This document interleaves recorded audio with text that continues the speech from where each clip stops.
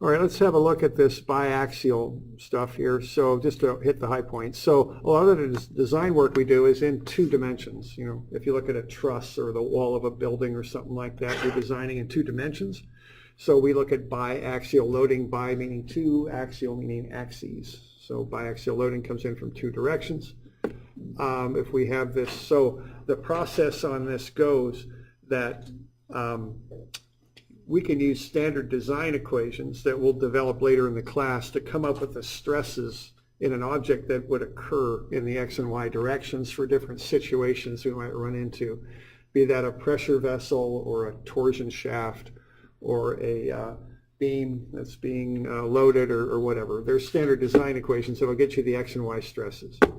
Okay, and so just to learn some things about those, you know, we've got the nomenclature there, sigma x, sigma y act in the X and Y directions. Tau yx is on the Y plane. The y-axis is normal to the Y plane and it acts in the X direction. Tau xy is in the X plane acting in the Y direction.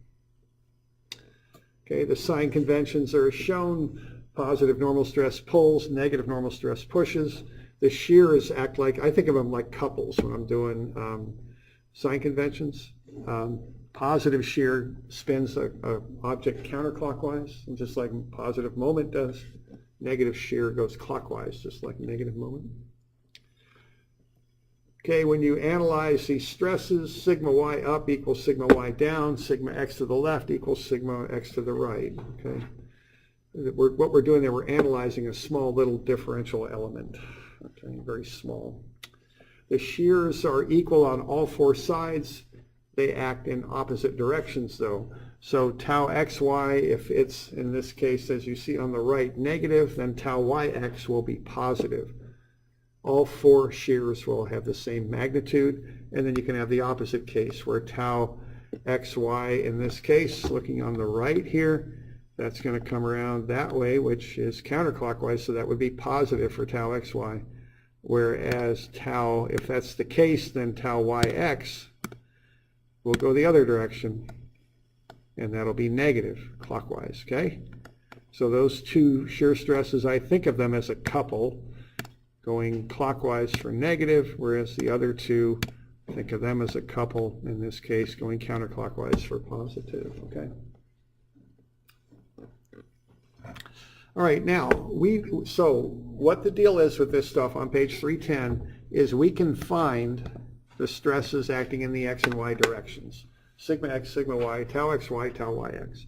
And we haven't done it yet, but we can. And we can do that for standard design situations that we run into.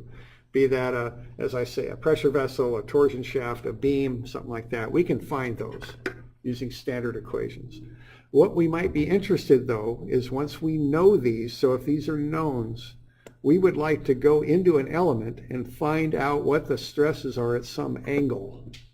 That's what we're going to derive here, is an equation that will allow us to do that. This is similar to what we just did for uniaxial, okay? Where we know the stresses in the X and Y directions, we want to find the stresses at an angle. And it's similar to the reasons that we developed for uniaxial. If this is a board, let's say, a wooden board, this is one example, and I've got a grain line running at some angle theta, I might be real interested in knowing what's the stress, normal and shear, on that grain line, because grain lines are weak planes, they might fail, okay? So I might want to go in there and find what's going on at some particular angle, all right? Now there's conventions on this, okay? So the angle is measured from the vertical plane counterclockwise positive. That's how we measure the angle. So what we're going to do here is we're going to cut a corner off of this differential element and analyze it. We know sigma x, tau xy, tau yx, and sigma y. What we want to find is the normal stress on this angled plane and the shear stress on the angled plane. So the sigma x, sigma y, tau xy, tau yx are the knowns. The unknowns are sigma x1, as we call it, the normal stress at that angle, and tau x1, y1, as we call it, the shear stress at that angle. Okay. Now we can do a bunch of trig kind of derivations here. All right, And so I'm going to call the area of that face, because this is a three-dimensional object, even if it is under just two-dimensional stress. It's a 3D object. I'll call the area of that face ds. It's a real small little differential element, so I'll call that a ds. If my angle is up here, the area of the adjacent side will be ds cosine theta, and the area of the opposite side will be ds sine theta. Now what I'm going to do to do this, I'm going to do an equilibrium analysis to find these sigma x1 and tau x1, y1. I'm going to base it on inclined axes.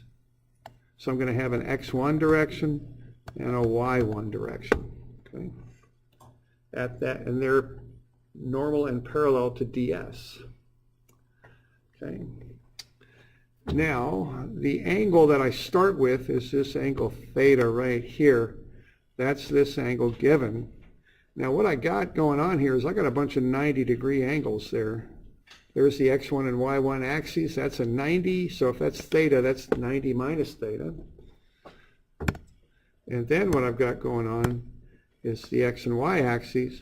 So if that's 90 minus theta and the x and y are 90 degrees apart, that becomes theta. Okay.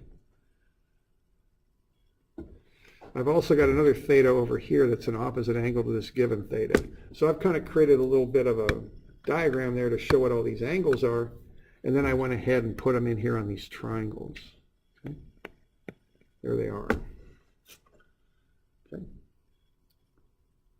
So what I'm going to do is I'm going to do equilibrium equations, and I'm going to have to do a bit of trigonometry, and I'm going to work out through equilibrium equations that involve sigma x1 and tau x1, or tau x1, y1. Okay. So if I do sum of fx1 and set it equal to 0, what I'm going to have going on there is I'm going to have the sum is 0. That's going to be the stress sigma x1 times the area over which it acts, which is ds. That's that one. Okay. Then I'm going to have these other 4 pulling back down into the left, so they're all negative. Okay, so what I'm going to have counteracting that, going down left in the negative x1 direction, is I'm going to have sigma x times the area over which it acts, which is ds cosine theta. But then I want this component of sigma x, so that's times cosine theta a second time. So the force associated with that is negative because it's down left, sigma x ds cosine theta, which is the stress times the area, but then I need the component of it acting in that direction, which is also cosine theta. Okay.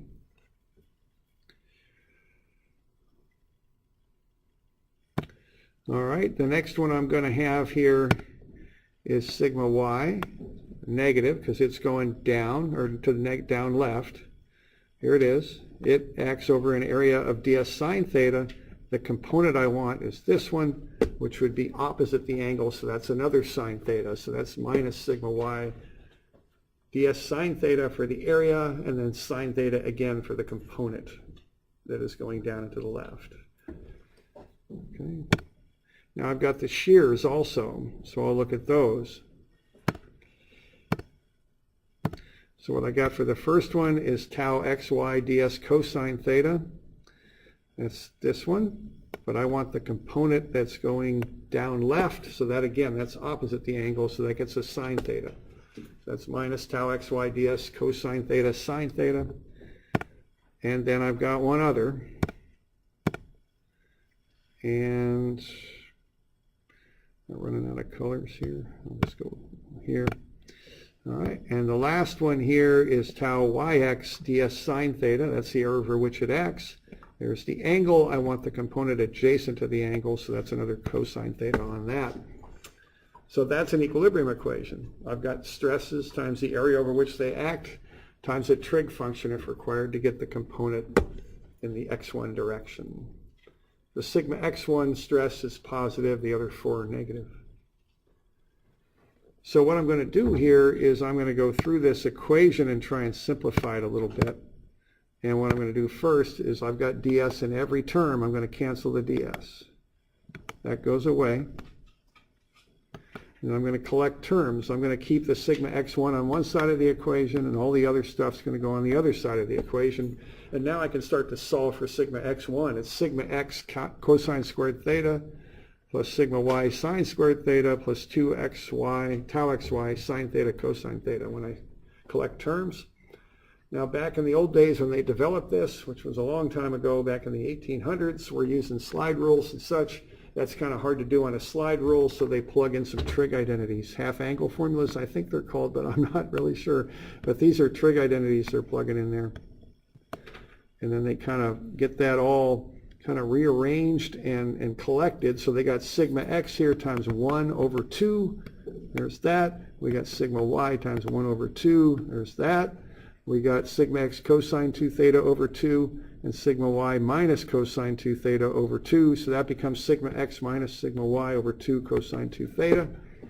And then we got 2 tau xy sine 2 theta over 2, so the 2's cancel. So what we end up with is a formula where if we know the stresses in the x and y directions, right, on this side, we can plug those in. And if we know the angle that we're interested in, theta, we can find the stress, normal stress at that angle. Okay? So what we're going to do is we're going to do our standard design equations for whatever it is we're designing. We're going to find the stresses in the x and y directions. We're going to plug them into this formula. We're going to also look at some angle we're interested in. We're going to find the stress at that angle. Okay? And that's really what I want you to know about that formula is developed by an equilibrium analysis, and that you know sigma x, sigma y, and tau xy, and you find sigma x1 at some angle, and you use that formula. That's formula 25 on your formula sheet. Okay? That's what that is. All right, now you can do the same thing in the y1 direction for shear. And you know, I usually don't go through all this in every detail. It's the same concept. The concept is we're doing an equilibrium analysis. We're taking the stress times the area to turn it into a force, and then we use an extra trig component to get the proper component going in the direction we're interested in, okay? And what we end up with if we do tau x1, y1, which would be the shear at that angle theta, is another formula. Minus sigma x minus sigma y over 2 times sine 2 theta plus tau xy cosine 2 theta. That's how you find the shear stress at an angle. That is formula 26. Okay. So we use these formulas again to find the stresses at a given angle in a biaxial element. We know the stresses in the x and y directions, sigma x, sigma y, tau xy. We find the stress at a given angle. That's what we do with it. Okay? That's basically what I want you to know. And it's derived from an equilibrium analysis. Okay. All right with that? Okay.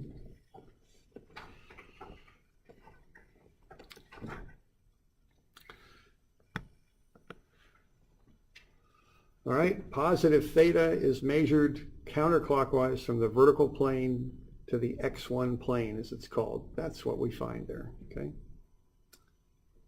It's a positive theta.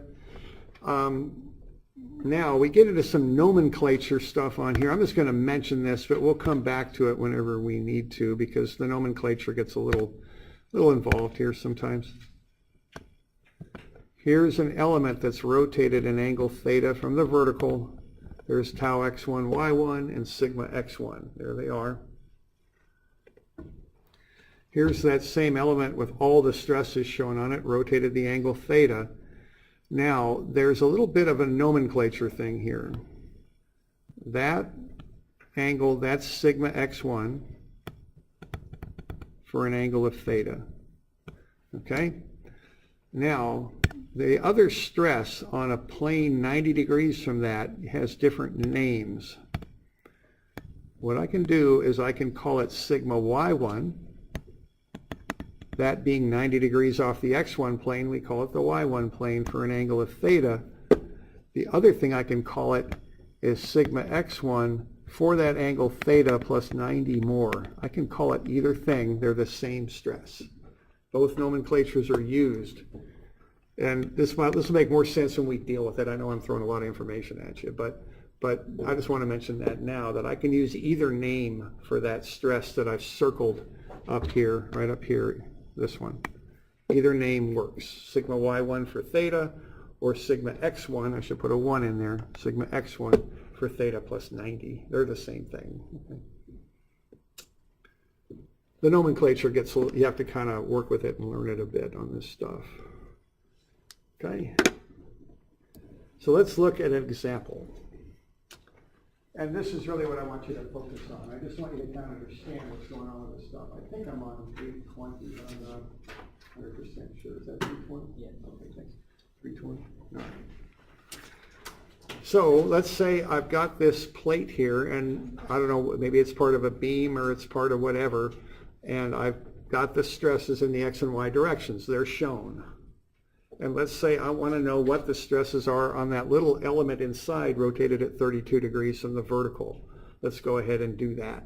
And what I've got the equations listed out for you, because I know this stuff's part of the pain is just writing it out, you know. So it's there for you, okay? So it's a matter of plugging in. Okay, why don't you start by filling in that right there. Okay, so what's sigma x, what's sigma y, what's tau xy? Pay attention to your signs on that, okay? So just get the numbers in there with the proper signs. I don't always bother with the units so much because I don't like carrying units to this equation because it gets really kind of pretty involved, if you know what I mean. It's got enough going on without units, so I don't, you know, I'll put the units up top, but I don't carry them through the equation.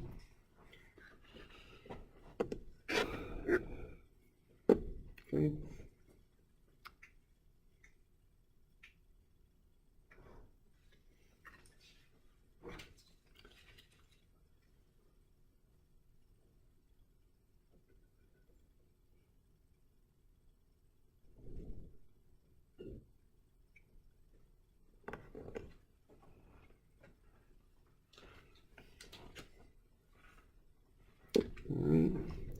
So sigma x, that looks an awful lot like a 52. What's the sign on that 52? That's a negative, right? Because it pushes. Good. Sigma y is a 90. You don't need to put a plus in there, of course, but it is positive. Okay, it's pulling. And then the one that, you know, probably takes a little bit of getting used to is the 40 for the shear. What's the sign on that one? Which one are we referring to? Or is it the shear on the vertical plane or the shear on the horizontal plane? What's tau xy? Positive. Okay, it is, okay, here's the x-axis, which means there's the x-plane. And I'll 3D it because maybe that makes it easier to kind of see it. Okay, well, that doesn't bother you there, but I'm going 3D. Now, if I take this thing and I pound a nail through it, pound it to the wall, and I do whatever, push or pull like that, how's that thing going to rotate? Clockwise. So that's negative, okay? That's my thought process on that. And I think in terms of moments is how I think, okay? So the one thing that kind of gets me sometimes is the plane is defined by the axis normal to it. So what I just drew there is the x-plane, even though that might seem a little odd, but that's how that works. So this is called the x-plane right here. That stress pushing down on it would rotate a plate clockwise.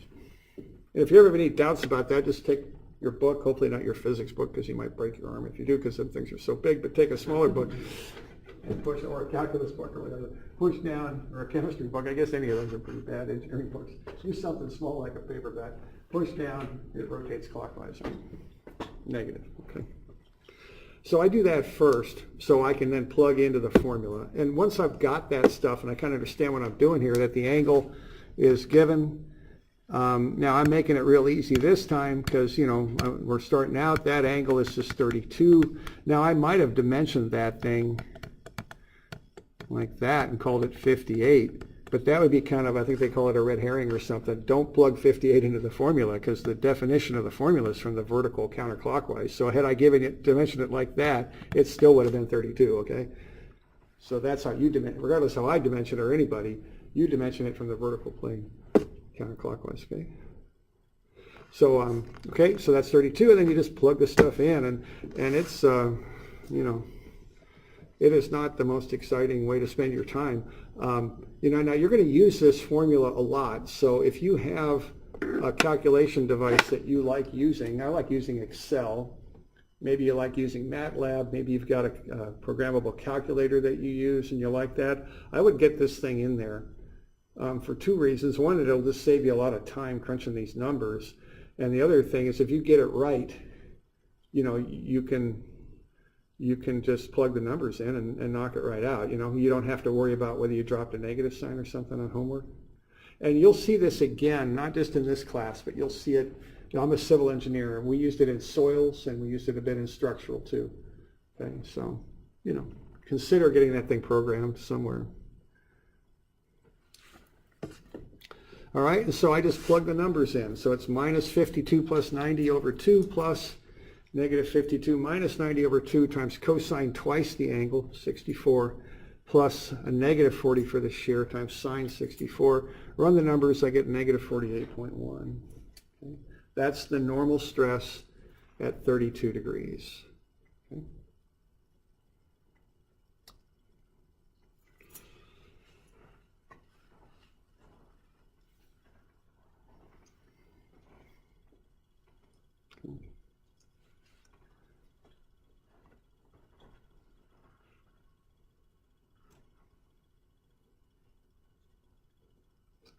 And again, it's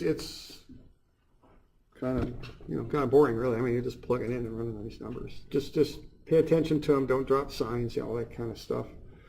You know, to avoid making errors. Okay. All right. So that's the stress on the 32-degree plane that's dimensioned. Now I want to find all the stresses on that element, so I've got to do some more stuff. I just found the stress on the 32-degree plane. Okay. So I just found the stress on that plane right there, either one. Okay. Well, I also got to find the stress on the opposite planes, okay, like that. I got to find those stresses too, to find all the stresses on that element.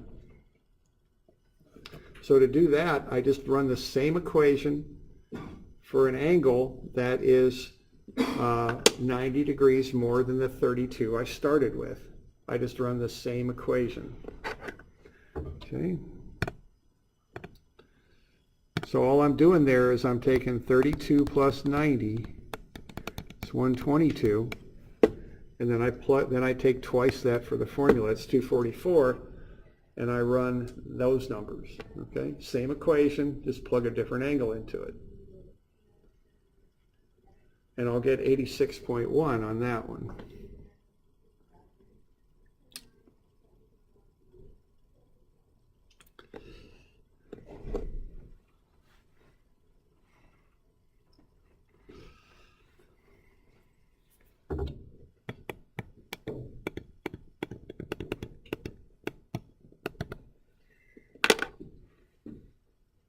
Okay. Now, there's a shortcut equation, all right? And that's equation 31 on your formula sheet. We'll derive this in a little bit. It'll be later, but we'll get to it. If you take sigma x plus sigma y, which are given, and you found sigma x1, you can use that as a formula and more rapidly find sigma y1 if you want, okay? So this is an example of what I was talking about earlier with that nomenclature. See, you could call that sigma x1 122, or you can call it sigma y1 32. They're the same thing. Okay? So you could use that little shortcut equation there to find this other stress, this 86.1.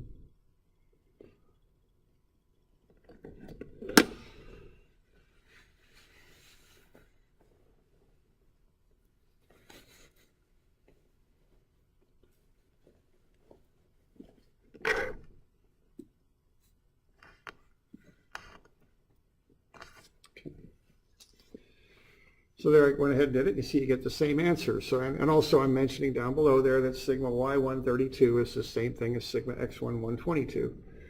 The x and y axes are 90 degrees apart. 32 and 122 are 90 degrees apart. Same thing. Okay.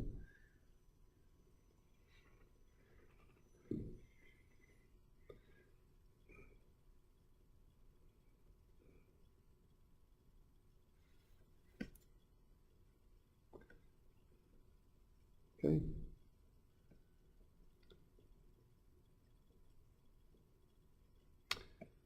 All right, and then the last thing to do is to find the shear. Okay.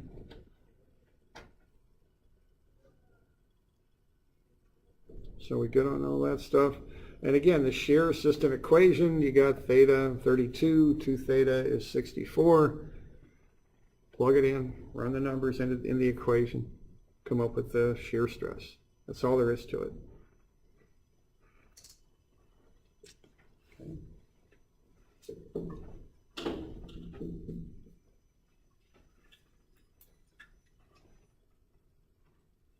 Okay. And that comes out to be positive 46.3.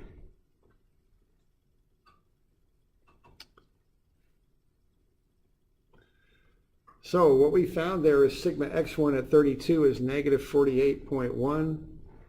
Sigma x1 at 122 is 86.1, and tau x1 y1 at 32 is 46.3. Okay. We're doing all right with that? So I like to draw up sketches, so I always like to have a visual representation of what's really happening here. So I drew that little element there on the page you could fill in. So we could put in normal and shear stresses on that thing that correspond to the answers that we just found. All right. So sigma x1 at 32, that's on the 32-degree plane, that's a negative 48.1. So that's doing that.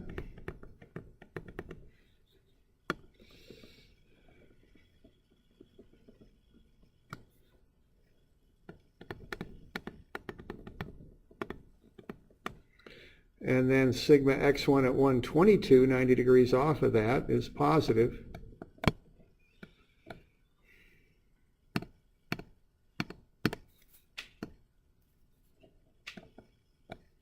And that's 86.1.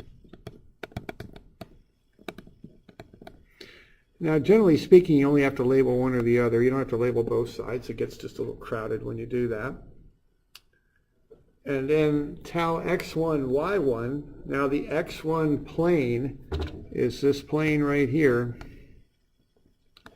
And what I've got on that plane, I've got a positive shear stress. So this shear stress will rotate that. I always think of it as being a board or a plate, counterclockwise. This will too.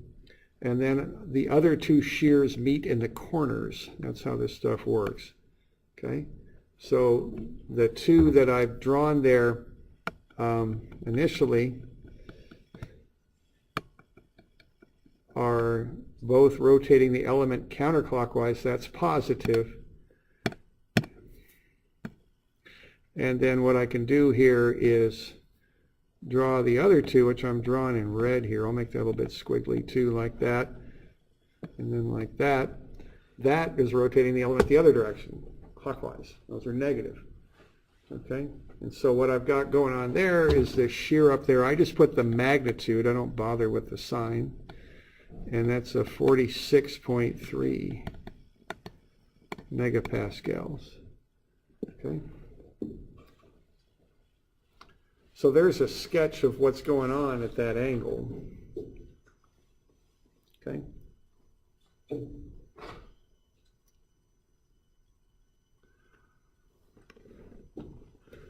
So that's basically how that goes, all right?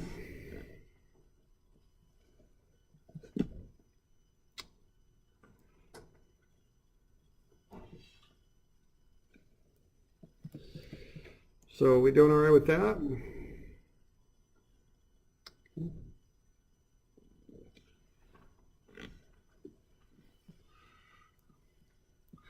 Why don't you do one? Why don't you find the axial and shear stress on plane 8B? And I don't think I've got a sketch on this. You might have to come up with something. So in your notes.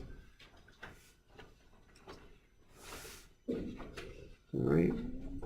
So we got 310 or sigma. Well, anyway, you can fill that table in.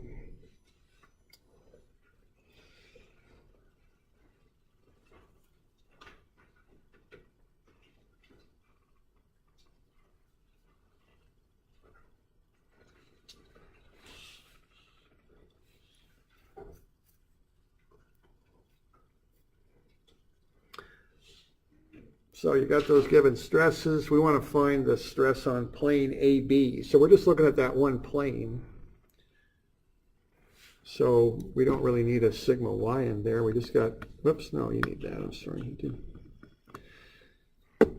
You're just going to run this equation once for normal stress and once for shear. Okay.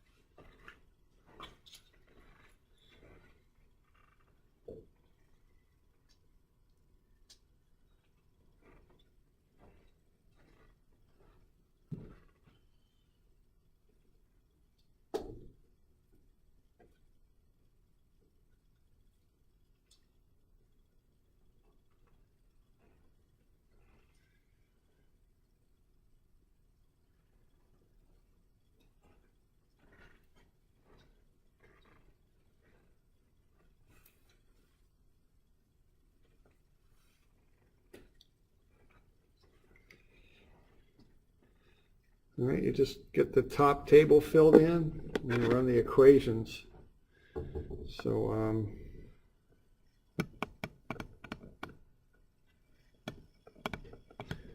I got negative 40, I got positive 310. And that shear there, it's this one clockwise, so that's minus 190. You all got those? That's what you'll be plugging in, and you just plug them in.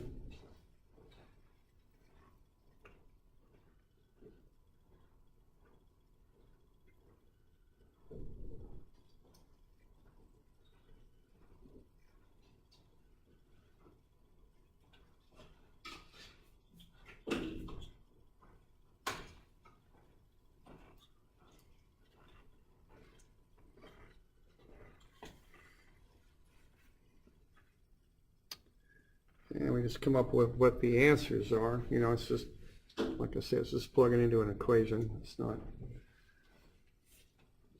all there is to it. Once you got the equation and the stuff figured out. Oh, what's the angle on this one that you'd use? 120. Yeah, 120. Okay. The 60 is kind of, it's just there for reference because you start at the vertical plane and go counterclockwise, so that would be 120 there, okay?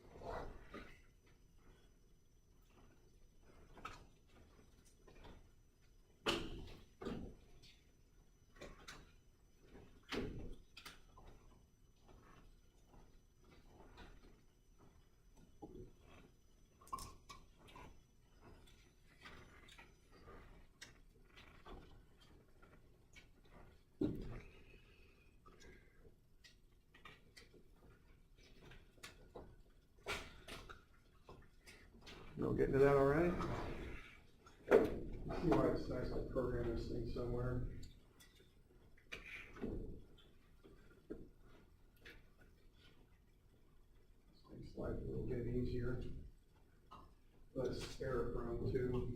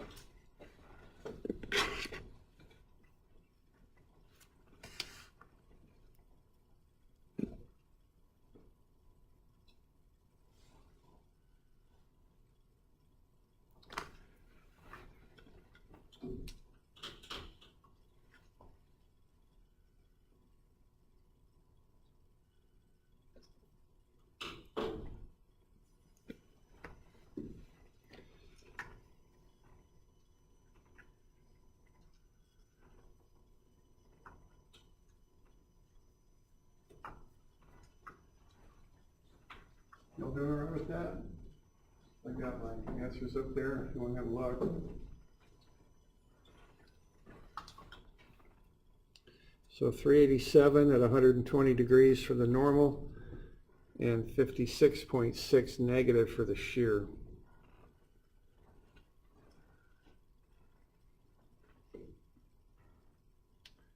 Okay. Y'all, any questions on that?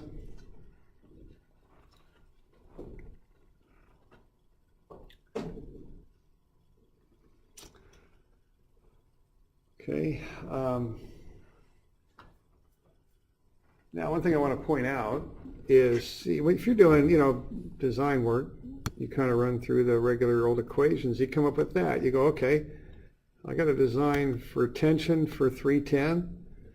That's normal stress. And then for the shear, I got a design for, let's see, let's just look at the tension, okay? So I'm just going to design this thing for a normal stress of 310. That ain't going to work, see? This is why we got to look at these angles. Because when you start getting into the combined effects of these stresses and how they act together and create other stresses at angles, that ain't going to, see, 310 ain't going to do it, man. You got to design for at least 387. That's just for this particular angle. The absolute maximum in there might be more, okay? So you got to be careful of that, okay? I remember kind of the Industrial Revolution. They start designing, wrought iron and steel and all that. They had a few of them things, bridges and such. They fell down. It didn't go too well at the onset. Now, I think most of that was the material itself. Wasn't really, especially the wrought iron, wasn't really good structural stuff. But this, they had to develop this biaxial stuff too. I mean, they might have started getting failure planes at weird angles, going, what the heck's going on here? Why is it failing here? And I don't know. I don't know if that's true. If that happened or not. I don't know. But it took a while to develop this theory. But just be aware of that. See, 310 is not the design value. It's at least 387, and it might be more, depending on what angle you look at. Okay. So I just want to call that out. Okay. Well, that's the next thing we're going to look at too, is how to find the maximum stress. It's called the principal stresses. Okay. And when we did that uniaxial stuff, remember how I had you draw up that little picture there? That was kind of what I was after, is kind of to get this biaxial idea down a little better, where to find those maximum stresses in it. Okay. So I was mentioning that it's good to get this stuff on a calculated in some respect, on a spreadsheet or in your calculator or whatever, you like to do there. And it looks like, yeah, I've got one that I use because I don't want to be calculating this stuff all the time. It's just too much sometimes. So under general downloads in Moodle, there's a spreadsheet there if you like, biaxial stress at angle, okay? So I don't know if I'm going to be able to do this or not. Let's see, will that work? Is this going to open up easy? These things don't always open up quite the way I'd like. Yeah, that opened up. Let's enable editing. Okay, here we go. Now, what do I do with this? I go like this, right? And then, can I view? Yeah, get that zoom to the selection. There we go. That's what I want. All right. Now, what are the values there? And what could you call those out to me? What was sigma x? It was negative 40. Okay. And how about sigma y? 310. Yeah. And then how about the shear? Negative 190. Okay. And then the angle was 120. Okay. Thanks. Okay, there we go. Okay, so it's just so much easier, right? And these long calculations, you're doing a lot. You get tired. You make mistakes. So something like this, you just plug the numbers in, sigma x, sigma y, tau x, y, and the angle. It'll tell you what the stresses are. Okay, a lot easier. Now, you could download this. It's in Moodle, so you can grab it and use it if you like. And if you're doing this on your homework, though, just don't write the answer down. Just say by spreadsheet or something. You know what I'm saying? Just get me the inputs on top, then put it in a cloud or something. Just tell me what you're doing. I want you to do work and to show it. Now, of course, using a spreadsheet's fine, but just tell me that's what you're doing. Just don't write the answer down, okay? But something like this, you could use it. Now, the one disadvantage of doing this, of course, is on a test. You've got to do it by hand. But it's just, it's just plugging numbers into a formula. Just be careful of your inputs is the thing, okay? All right. So that's there if you like it. It's available for you. If you get like your calculator too, you might plug it into your calculator too if you know how to program your